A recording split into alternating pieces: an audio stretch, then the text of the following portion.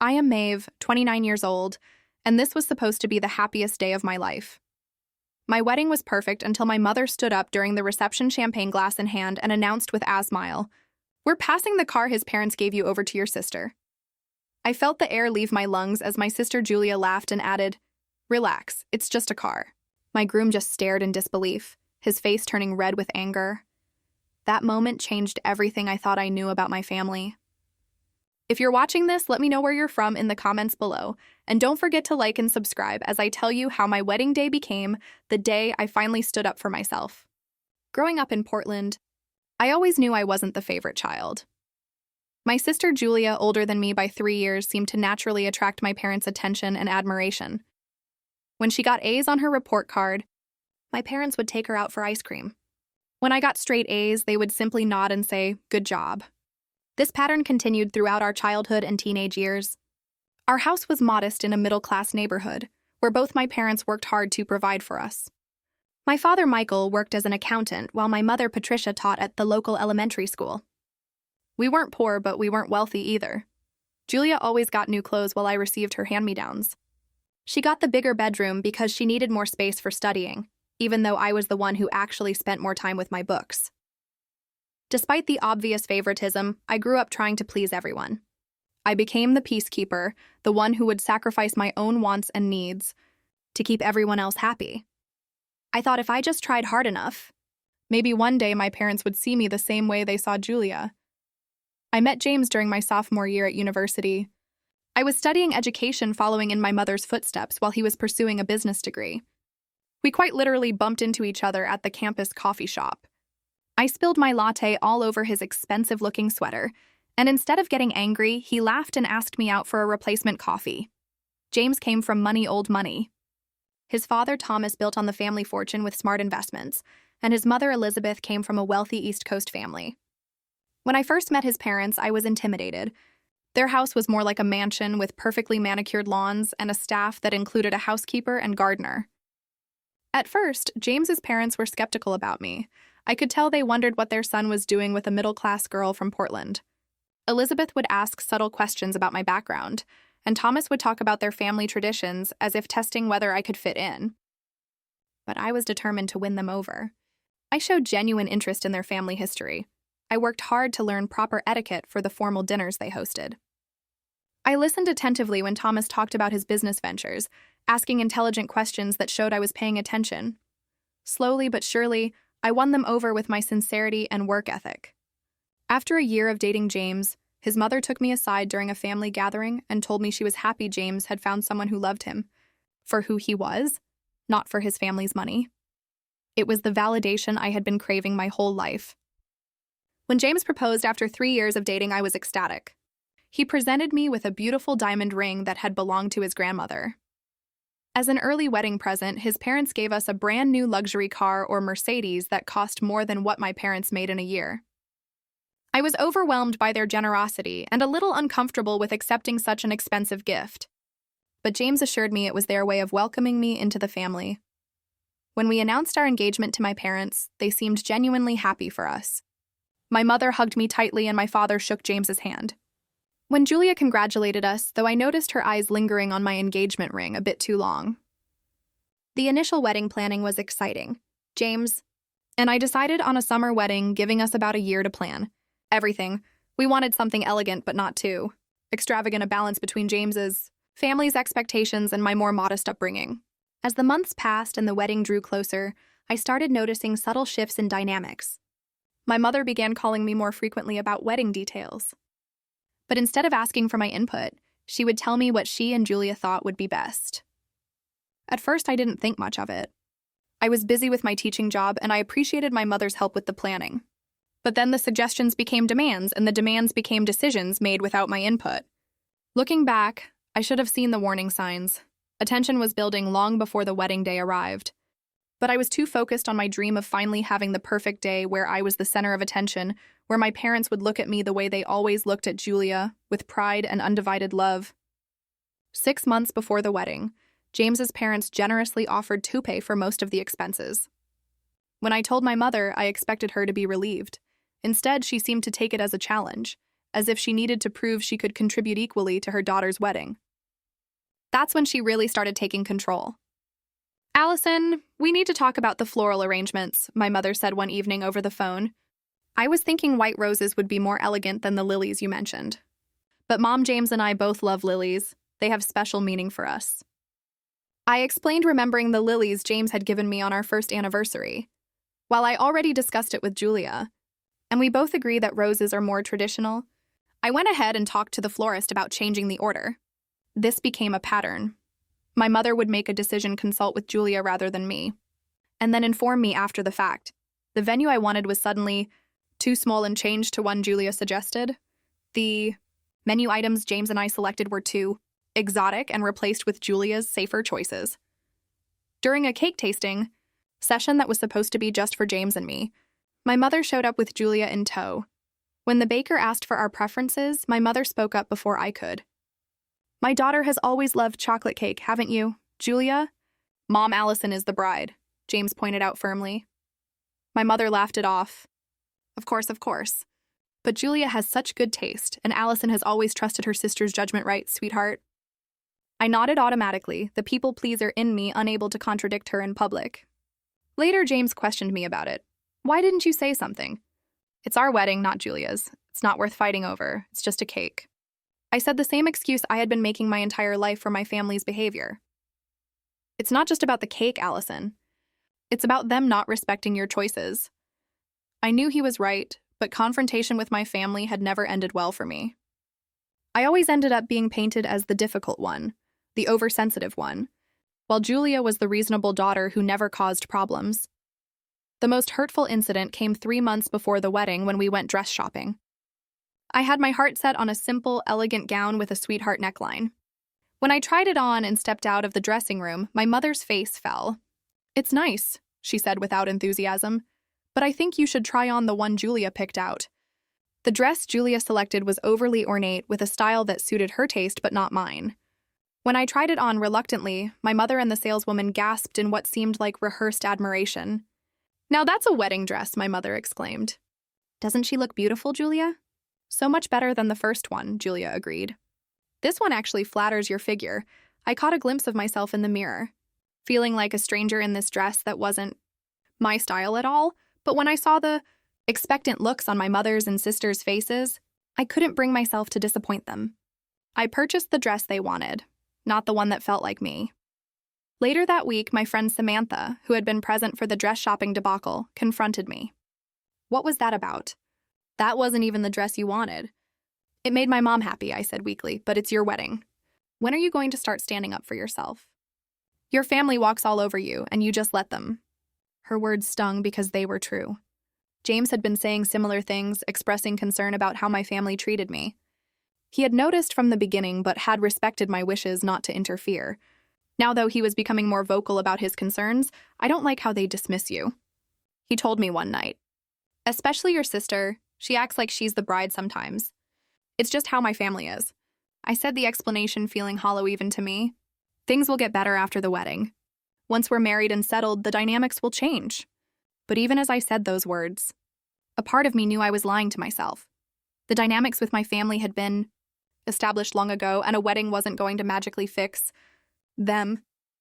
Still, I clung to the hope that somehow on my special day everything would finally be perfect. As the wedding approached, the tension between my desire to please my family and my need to have the wedding I wanted grew more intense. The bridal shower organized by Julia became a showcase of her taste, rather than a celebration of my upcoming marriage. The shower was held at an upscale restaurant that Julia selected with decorations in her favorite colors rather than mine. The activities she planned included a wine tasting, despite the fact that I rarely drink, and a fashion-themed gift exchange that felt more appropriate for her friends than mine. When I opened my gifts, my mother constantly made comparisons. "This reminds me of what Julia received at her engagement party," or "Julia has the same brand of kitchen appliances. She absolutely loves them." It was as if she couldn't acknowledge me without referencing my sister. The worst part was when Julia brought her boyfriend Ryan to the shower, which was supposed to be primarily for women. He strutted in, halfway through stealing attention, with his loud voice and flashy demeanor. "Julia, beamed as he charmed the older women and flirted mildly with my friends. "Isn't he wonderful?" my mother gushed to me. "Julia really knows how to pick them. Such a successful young man." I nodded politely while catching Samantha's eye across the room. She raised her eyebrows as if to say, "Are you really going to let this continue?" James's parents attended the shower as well, and I could tell they were noticing the strange family dynamics. Elizabeth pulled me aside at one point, her face concerned. "Allison, darling, is everything all right? This seems unusual for a bridal shower." I assured her everything was fine, but I could tell she wasn't convinced. Later, I overheard her telling Thomas that my family seemed oddly competitive with me. I felt embarrassed, but also validated that someone else was seeing what I had experienced my entire life. The rehearsal dinner hosted by James's parents the night before the wedding should have been a warm, intimate affair. Instead, it became another stage for Julia to perform on.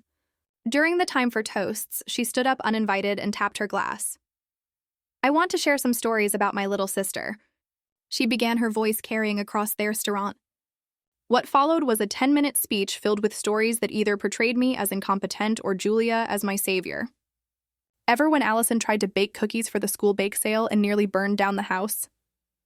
Thank goodness I was there to fix everything before Mom got home. She laughed and a few guests chuckled uncomfortably. I sat rigid beside James, who had placed his hand over mine, squeezing it reassuringly. His jaw was tight and I could feel anger radiating from him. After the dinner, when we returned to our hotel, James finally confronted me directly. "Allison, this has gone far enough. Your family, especially your sister, is trying to overshadow you during what should be your time. You need to say something to them before the wedding tomorrow." What am I supposed to say? "Stop being yourselves. This is how they've always been. That's the problem. They've always treated you as less important than Julia, and you've accepted it. But we're starting our own family now. Do you want this pattern to continue for the rest of our lives? What about when we have children? Will your parents favor Julia's kids over ours too?" His questions hit me hard because I had wondered the same things.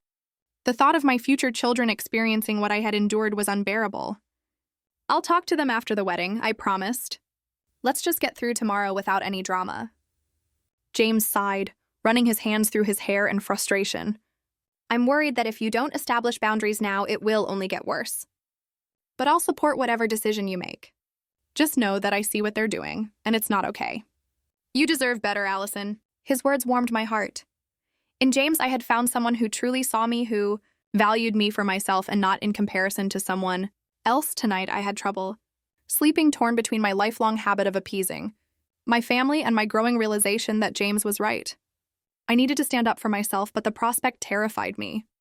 What if confronting them only made things worse? What if it confirmed what I had always feared, that I truly was less worthy of love and respect than my sister? As dawn broke on my wedding day, I made a decision. I would focus on my happiness with James and try to ignore any family drama. This was my day, and I wouldn't let anything spoil it.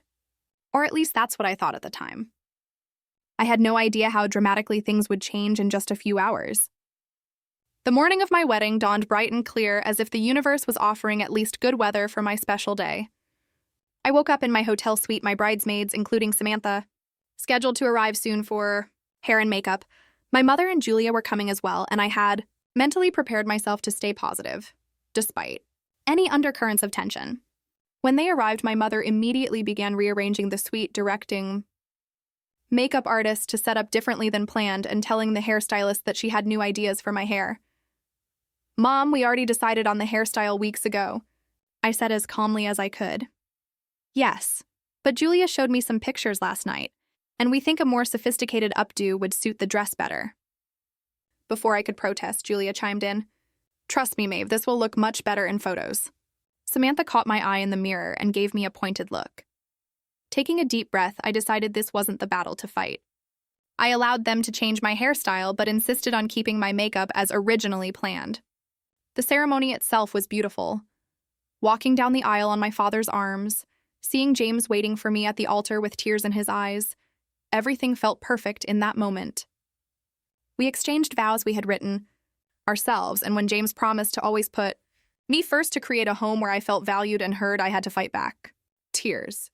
After the ceremony, as we took photos with family, I noticed my mother positioning Julia prominently in many shots, sometimes pushing me slightly off center.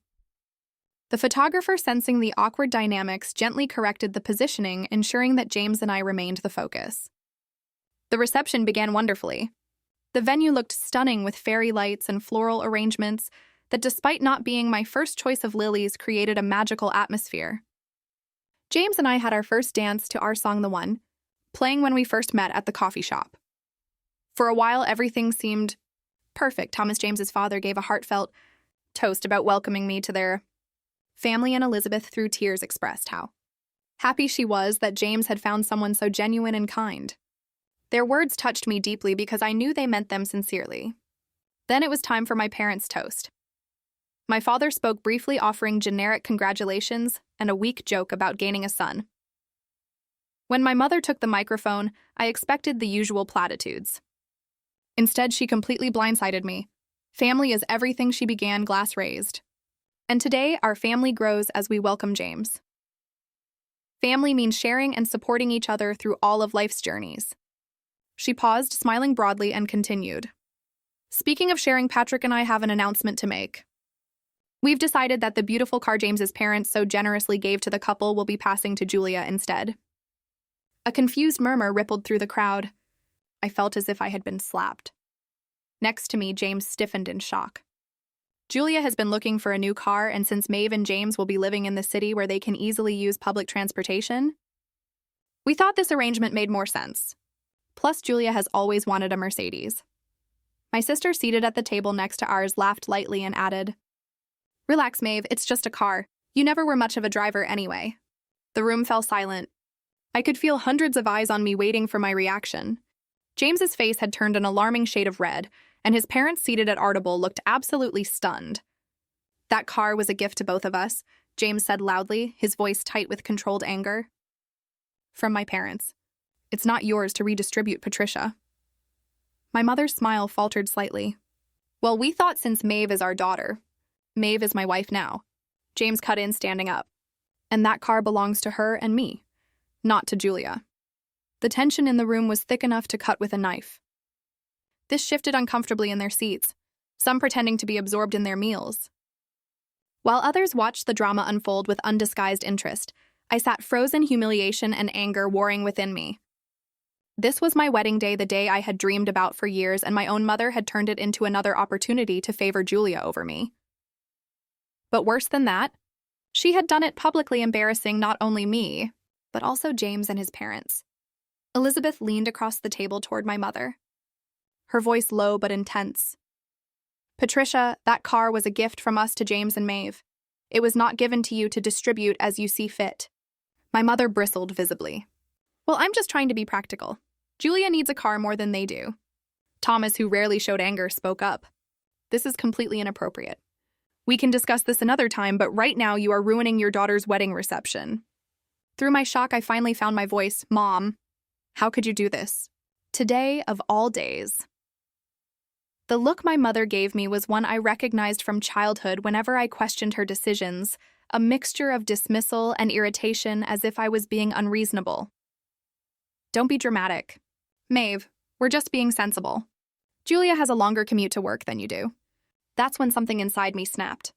Years of being the good daughter, the peacekeeper, the one who always gave in, suddenly culminated in this moment of perfect clarity. I would not let this happen. Not today. Not ever again. I stood up slowly, my heart pounding but my resolve firm. The room seemed to hold its collective breath as I prepared to finally confront my family about years of favoritism and dismissal. With my hands trembling slightly but my voice surprisingly steady, I looked directly at my mother. "No," I said simply. "The car stays with us. It was a gift from Thomas and Elizabeth to James and me, not to you, and certainly not for you to give to Julia." My mother's face registered shock. I had never directly opposed her before, especially not in public. She quickly tried to regain control of the situation. "Maeve, don't be difficult. We can discuss this later in private." "We're discussing it now," I insisted. "Since you chose to bring it up at my wedding reception in front of all our guests," James stood beside me, his hand supportive at the small of my back. "This isn't just about the car," he added. "This is about respect." My mother's face hardened. "Julia needs it more than you do. She's always wanted a luxury car, and you know her job is more demanding than your teaching position." Julia nodded smugly. Plus, it would be wasted on you. You barely even drive, that's not the point. I felt my voice rising and took a deep breath to control it. The point is that you're taking something that doesn't belong to you and you're doing it at my wedding. My father finally spoke up, though his intervention wasn't helpful. Maeve, your mother and I have discussed this thoroughly. Julia does need reliable transportation more than you do. So buy her one yourselves, James interjected. Don't steal ours. Elizabeth and Thomas had now joined us, standing alongside James and me in a show of unified support. Patricia, Michael, Elizabeth began diplomatically but firmly. That car was our gift to the couple. We chose it specifically for them. If Julia needs a car, perhaps you could help her purchase one, but this one is not available. My mother's face flushed with embarrassment and anger. Well, I think we know what's best for our daughters. Do you? I challenged, years of repressed feelings finally surfacing. Because from where I stand, you've always known what's best for Julia. And I've just been an afterthought. A shocked murmur went through the crowd. My mother gasped while Julia rolled her eyes dramatically. That's ridiculous. We've always treated you both exactly the same, my mother protested. No, you haven't, Samantha spoke up unexpectedly from nearby. Everyone can see it, Patricia. Everyone except you and Michael, apparently. Julia's boyfriend, Ryan, who had been quietly observing, suddenly laughed. Come on, they've been planning this car thing for weeks. Julia's already picked out a personalized license plate. His casual revelation sent another shockwave through the gathering. Julia shot him a venomous look for exposing their premeditation. Weeks, I repeated incredulously. You've been planning to announce this at my wedding for weeks. My mother had the grace to look slightly ashamed, but Julia was unrepentant. It's not like it's a big deal. And yes, we figured the wedding was a good time since James's parents would be here. So you could what? You got them for the car you were stealing from us? James asked, his tone scathing. Thomas, who had been relatively quiet until now, stepped forward. Let me be absolutely clear. That car is registered in both James and Allison's names. It cannot be legally transferred without their consent, which they are obviously not giving. This discussion is over. But I wasn't ready to let it end there. This wasn't just about the car anymore. It was about years of being treated as less worthy than my sister. It's not over, I said, because this isn't an isolated incident. This is just the most public example of how you've always favored Julia. That's not true, my mother insisted, though her protest sounded weak even to my ears. It is true, I countered. The dress I'm wearing right now, not my choice. The flowers, not my choice. Even the venue wasn't what James and I wanted. Everything about this wedding has been what you and Julia wanted. My father tried to intervene. Now, Allison, your mother has worked very hard on this wedding. Yes, she has. I agreed, but not to create the wedding I wanted. To create the wedding she and Julia wanted. Just like everything else in my life. Julia scoffed. You're being so ungrateful. Mom spent months planning this wedding for you. No, she spent months planning the wedding she wanted for me. There's a difference. Ryan, perhaps enjoying the drama, added fuel to the fire. Oh, and by the way, Julia has also been eyeing those crystal serving dishes you got as a gift. Your mom said you probably wouldn't use them much. There was an audible gasp from the guests. James looked incredulous. Are you kidding me? You're planning to take our wedding gifts too? My mother shot Ryan a look that could have frozen hell. That was just a casual conversation. No, it wasn't. Ryan continued, either oblivious to or enjoying the tension he was creating. You've been making a list of things you think Julia should have. I saw it on your kitchen counter last week.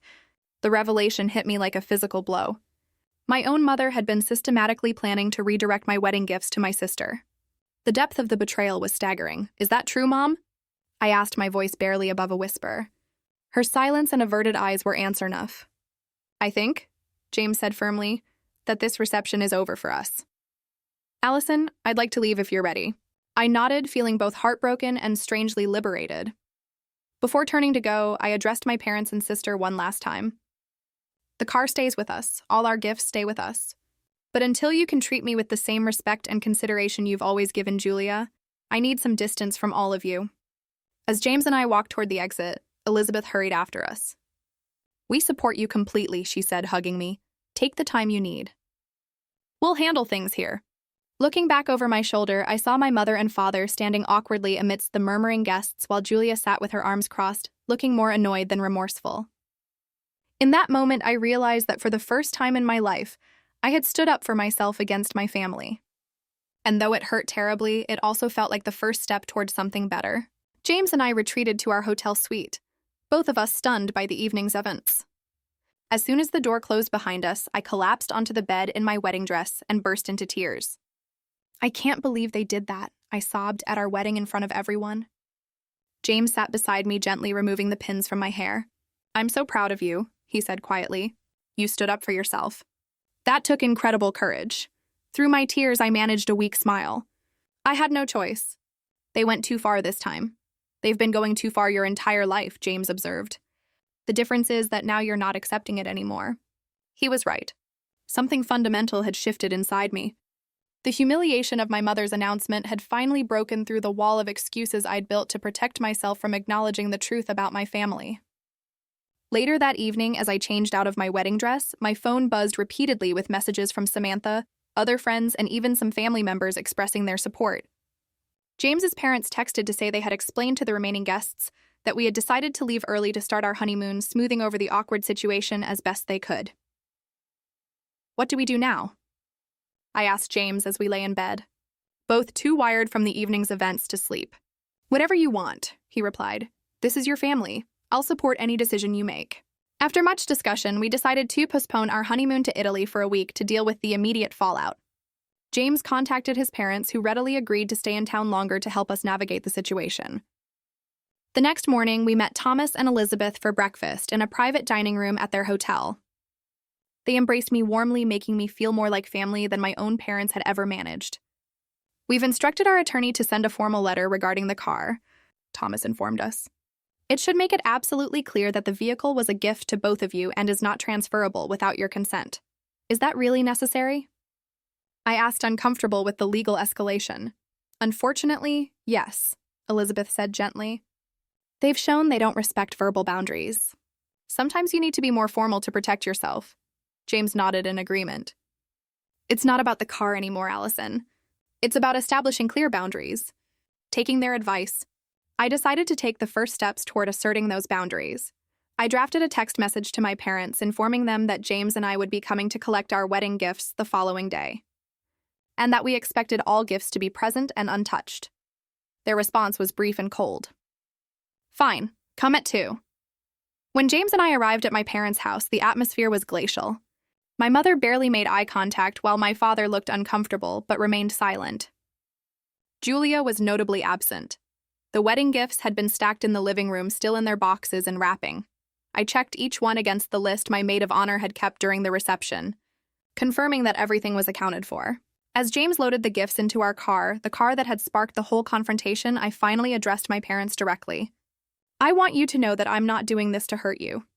I'm doing it because I deserve to be treated with respect. My mother's expression remained stony. I don't understand why you're making such a big deal out of this. We were just trying to be practical. No, you weren't, I said firmly. You were doing what you've always done, putting Julia's wants ahead of my needs. And doing it on my wedding day was cruel. My father shifted uncomfortably. Your mother meant well, Allison. Did she? I challenged, because from where I stand, it looks like she and Julia deliberately planned to humiliate me at my own wedding. That's not fair, my mother protested weakly. What's not fair is how you've treated me my entire life, I said, my voice breaking slightly. But I'm not going to accept it anymore. James and I are starting our own family now, and I need you to understand that if you want to be part of our lives, things have to change. I reached into my purse and pulled out a business card. This is a family therapist. If you're serious about wanting a relationship with me going forward, I'd like us to try counseling together. My mother looked offended. We don't need therapy. Maybe not, I conceded. But I do. To heal from years of feeling less valued than Julia. And if you want to understand why I feel that way, and how we can build a healthier relationship, this is the path forward I'm offering. I placed the card on the coffee table and turned to leave. As James and I walked out, I felt a strange mixture of sadness and liberation. For the first time, I had set a clear boundary with my family and stuck to it despite their resistance.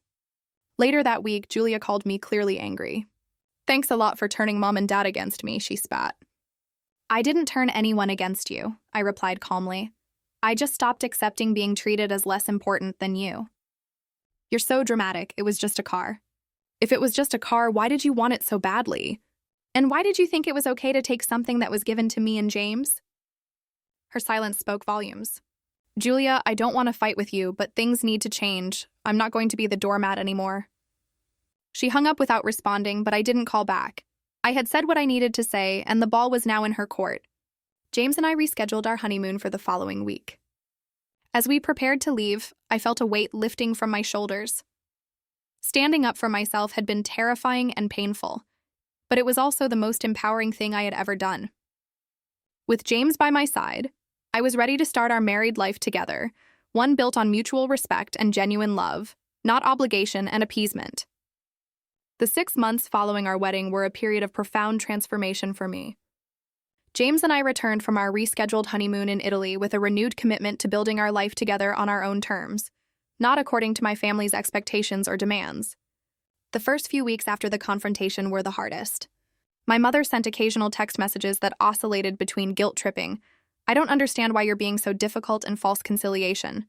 Let's just put this behind us and move on.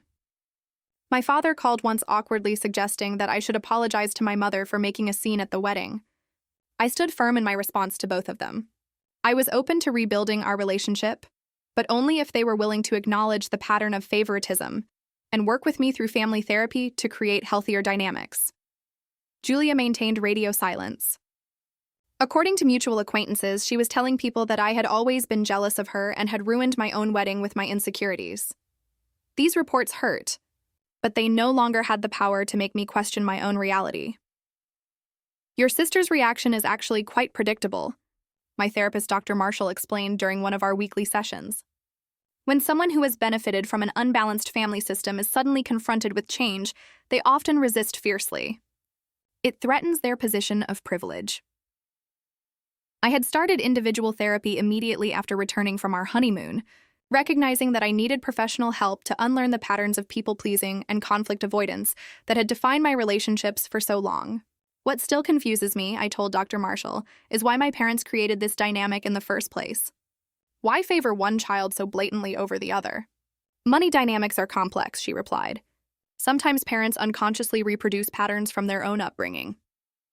Other times they may identify more strongly with one child than another. What's important is that you recognize it wasn't your fault and you have this power to break the cycle. Breaking the cycle meant establishing clear boundaries with my family. When my mother showed up unannounced at our apartment one afternoon, expecting to be welcomed as if nothing had happened, I calmly but firmly asked her to leave. I told you I need space until we can address these issues properly, I explained. If you're ready to try family therapy, let me know. Otherwise, please respect my boundaries.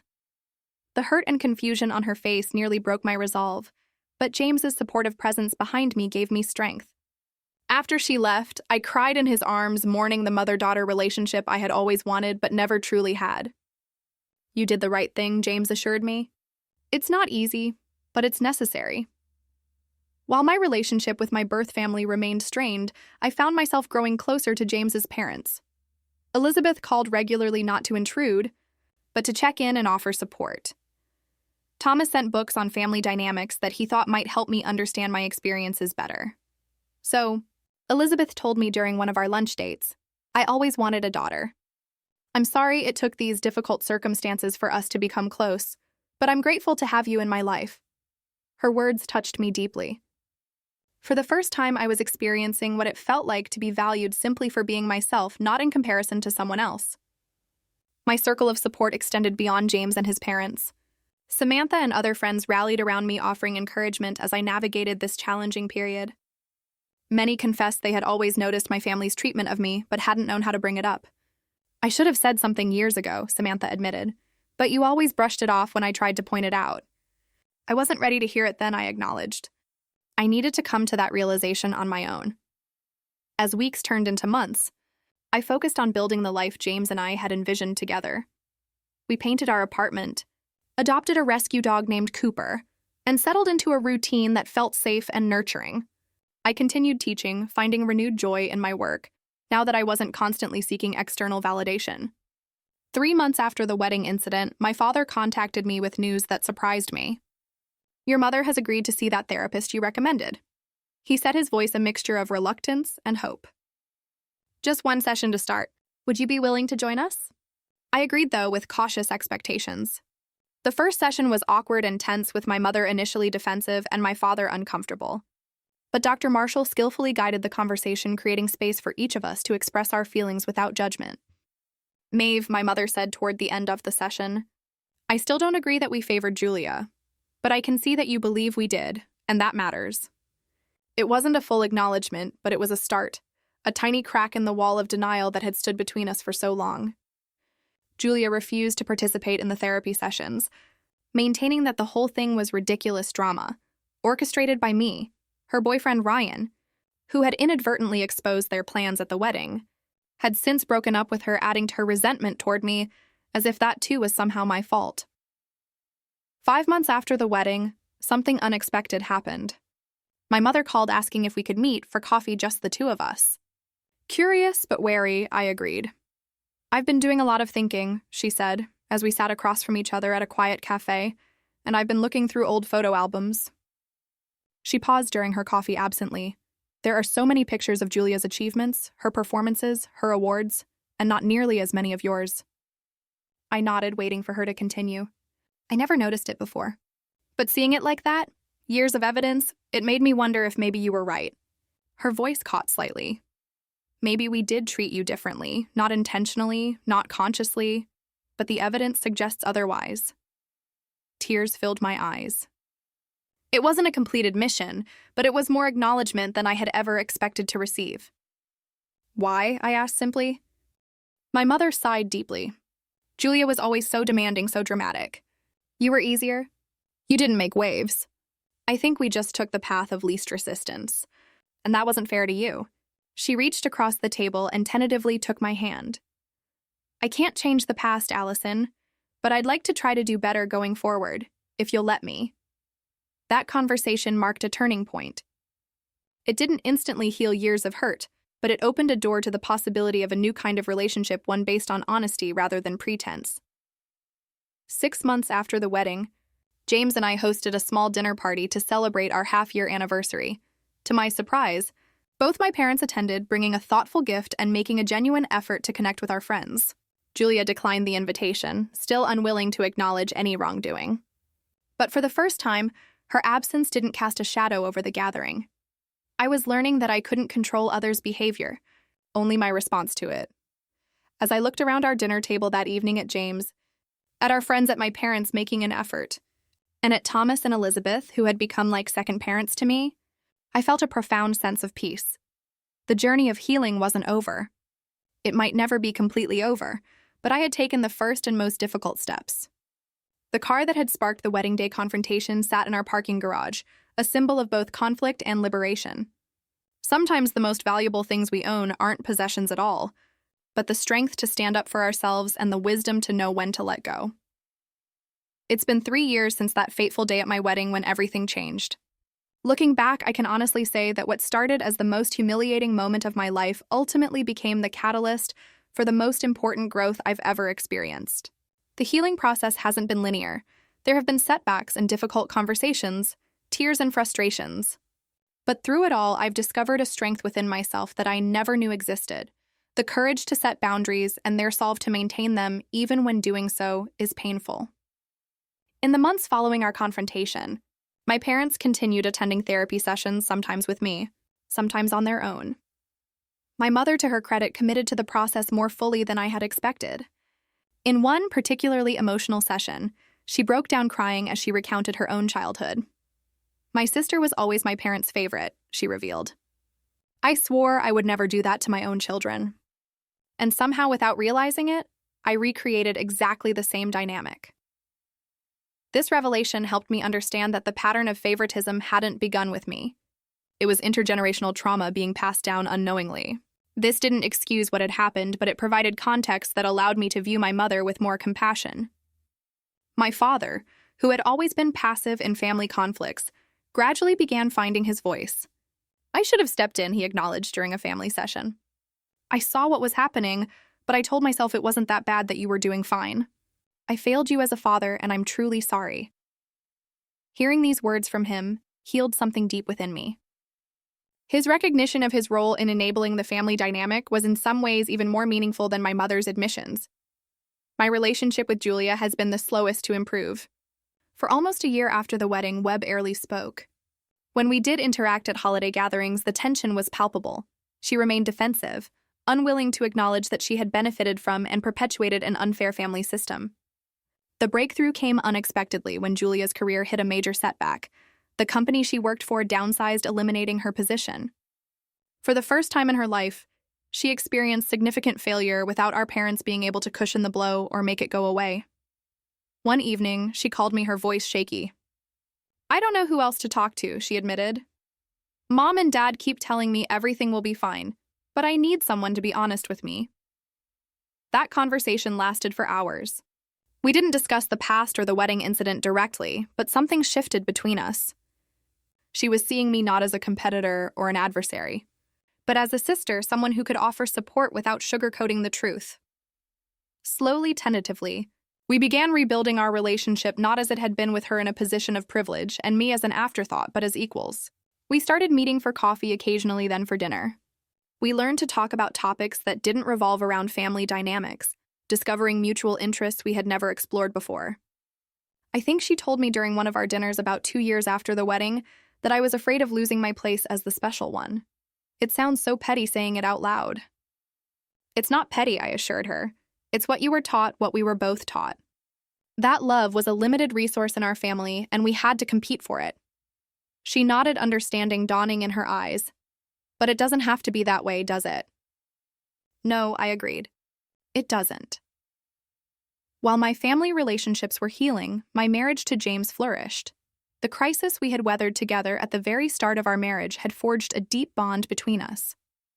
He had seen me at my most vulnerable and had stood firmly by my side, neither rescuing me nor abandoning me, but supporting me as I found my own strength. We bought a small house in a quiet neighborhood with a yard for Cooper to run in and a spare room that in time we hoped to turn into a nursery. James's career thrived, as did my own. I had moved from classroom teaching to developing curriculum for the school district, a position that utilized my creativity and organizational skills. Thomas and Elizabeth remained important figures in our lives. More like parents than in-laws, they never once said, "I told you so," about my family, though they would have been justified in doing so. Instead, they simply continued to demonstrate what healthy family relationships could look like, providing a model for what James and I hope to create. Last month, we hosted a dinner to announce that we're expecting our first child. My parents and Julia were there, along with James's parents and our closest friends. As I looked around the table at the faces of those I love, I felt profound gratitude for the journey that had brought us to this point. "I want you all to know," I said, my hand resting on my still flat stomach, "that this child will grow up in a home where they are valued unconditionally, where their worth isn't measured against anyone else's." My mother reached for my hand across the table, tears in her eyes. "And they'll have grandparents who have learned some hard but important lessons about love not being a competition." Julia raised her glass. "To the luckiest kid in the world, who will have the strongest mom I know," her words, sincere and heartfelt, were the final piece of healing I hadn't known I still needed. Life isn't perfect. My family still falls into old patterns sometimes. I still occasionally struggle with people-pleasing tendencies and have to remind myself that it's okay to prioritize my own needs. But the difference now is awareness. We can recognize the unhealthy dynamics when they emerge and choose different responses. The car that started it all. We still have it, though. We've since bought a more practical vehicle for our growing family. Sometimes I look at that Mercedes and think about how something as material as a car became the symbol of my liberation. The moment when I finally said, "Enough," and began the journey towards self-respect and healthy boundaries. If you're watching this and something in my story resonates with you, I want you to know that you deserve to be valued for who you are, not in comparison to someone else. Setting boundaries with family is perhaps the hardest thing you'll ever do, but it might also be the most important. Have you ever had to stand up to family members who weren't treating you right? Share your experience in the comments below. And don't forget to like, subscribe, and share this video with someone who might need to hear that it's okay to advocate for themselves. Remember, sometimes the most loving thing you can do for yourself and others is to break unhealthy cycles even when it hurts. Thank you for listening to my story, and I wish you courage on your own journey toward healing.